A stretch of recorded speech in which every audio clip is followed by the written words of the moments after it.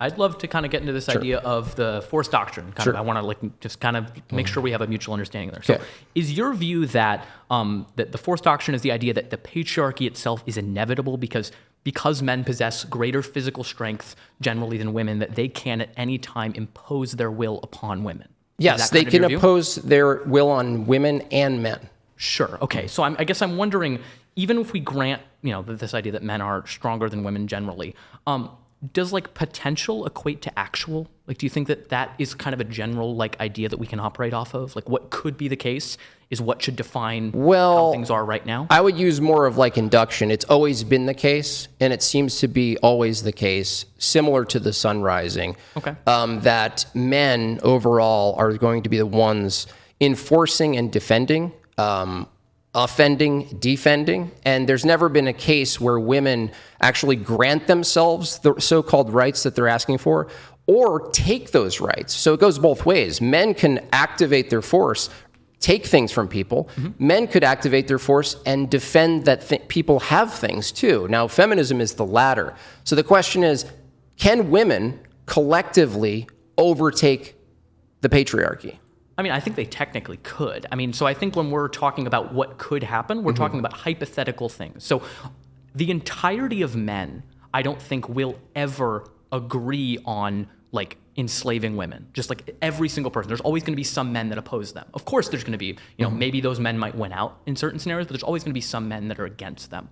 So we're never going to have a situation where all men are trying to enslave women. So when I'm thinking about this, and I thought about this hypothetical, and I think it was brought up on a previous podcast episode, women could hypothetically, as you talked about, leverage the fact that they give birth and either kill themselves or kill their male offspring. And if they did that, and if they collectively did that, then they would have that power, right? They could leverage that. If they can do that, men could hypothetically counter that by using force to stop that from happening, right? I'm not sure. I think that if people want to end a pregnancy, if people want to end their own lives, they are very determined to do that. And I would be. I don't. But if it came down to force, right? Well, if it came down to force. Sorry. Yeah. If it came down to force, the woman would have the collection of women who you convince to, work against their own existence and their children's existence, which is pretty close to feminism already. Men could actually step in, right, and reverse that. For instance, abortion's a perfect example of it. Women are fighting for the right to terminate their own children, right? Legally, safely. Right. Is that a good thing? In my view, yeah, I'm pro-choice. Okay. So it's already a good thing. So your hypothetical was, there could be a moment where women start terminating their own children. I'm saying they're already doing that in the millions. Wait, no. They do that legally. But what happens when abortion is illegal? What's legal, though? No, but that goes to my point, Oliver. What does legal assume, though? Well, that it is permitted by society. And permitted, and if it wasn't permitted, women would do it anyway. So hold on a second. No, that's not the point. The point is, when you say legal, you're appealing to force doctrine. I'm not denying that there is some role of enforcement in society. Anything legal assumes the patriarchy. So this is what in my opening statement, Oliver, I want you to get is anything you think is good for women as a permission of behavior is going to be permitted and allowed by a collection of men with guns. Sure. So my question would be, because you're defining patriarchy as the fact that men will always need to enforce things, that men always need to. I think that is a poor definition of patriarchy because what else would it be, though? Okay. Well, I kind of gave a definition at the beginning here, this idea that it is a general idea that men hold more societal, institutional power, things of that nature. They write the laws, they create the norms and the systems. That goes beyond just mere brute force.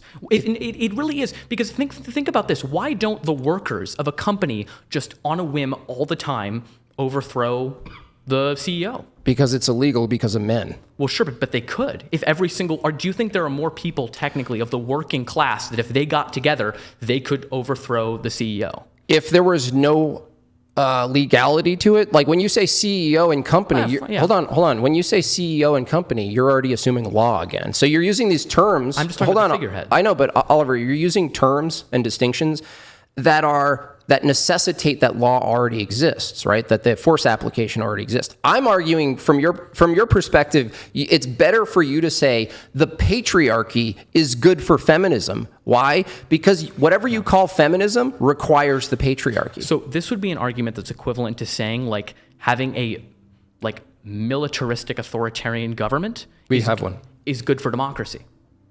That's a good thing. Well, no, democracy itself actually could produce authoritative governments. Of course, no, it can. I'm correct. But would you say that because it is technically possible for the military to overtake the democratic government, that democracy itself doesn't exist? No, I'm saying democracy itself requires the force. Sure, but the people voting doesn't actually matter. It's here. I'll ask it a different way. Can you give me a hypothetical of where a kind of feminism could exist in the vision you have, but doesn't require the collective of men using force to protect it?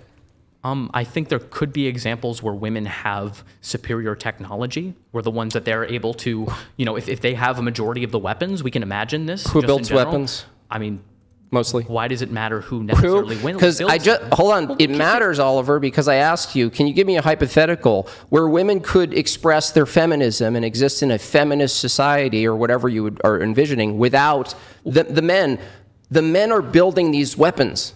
Because the men have always built the weapons. No, because it's not because you're appealing to the past to justify what's happening now. Do you own a weapon? What? Do you own a weapon? Like a firearm? Okay, yeah. No, I don't own a firearm. Okay, so larger weaponry, even a firearm. Sure. The majority, a large portion of women can't even cock a gun. They can't clean a gun. They can't. They can't break down a gun. Okay. And they can't carry larger equipment. So if you're arguing that the great equalizer is military equipment from small to large, that takes brute strength not only to make, but to maintain and to transport. And you're basically granting yourself that. You're just saying, like, look, Santa came. It wasn't the men who actually engineered and moved these large things around for us to use, right? Remote control bombing and whatnot, all these missile silos and whatnot. This requires massive amount of brute strength, right? You're just granting yourself the fruits of the brute strength in the hypothetical and saying, well, it could be the case that women could just find a pile of missiles in the woods, and then it's the great equalizer. That's not the argument that I'm saying. Without men, what does a collection of women do to sustain their? What does a collection of weaker men do without stronger men? No, I'm arguing for the stronger men. Okay, so then your argument is basically that whoever is the strongest man out there, whoever has the most brute power right there, they are the ones who dictate society. Dictate society. That's right. So you are grateful then to men who are stronger than patriarchy. You. Yes. You are grateful to men that are stronger than you for enforcing it. So why should you necessarily have rights? I don't believe in rights. Okay. I mean, so why should your right to vote be protected? Why should I don't believe in vote? I don't think I should vote necessarily, but certainly not women, because if you remember in my opener, would you agree that when a collective of very strong men, stronger than me and you, right? The big burly ones with the cross-eyed, right? If they don't vote, would you agree that the alternative to voting would be just rebellion or brute force if they didn't agree with the government? I mean, I think it still is. They can vote and they can still use brute force. I'm not saying that when I'm not saying they could vote. I'm not saying they can't vote and then suddenly be like, you know what? I know I voted, but I'm going to still do this. I'm saying, generally speaking, the act of voting for men collectively, aren't they saying I'm not going to rebel?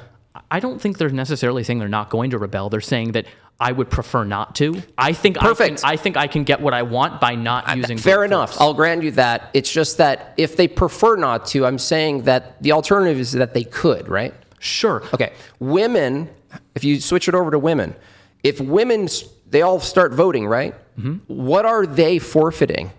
What do you mean? What are they forfeiting? If the man is forfeiting, I don't think he is. He is. He's basically saying, I'm going to vote and I'm going to hope that the outsourced force application, which is the military and the justice system and everything else included, right? They're outsourcing their brute force. Now, if they disagree and they decide voting isn't for you anymore and you're going to start a rebellion, they could do that. What I'm asking you, Oliver, is can women do that?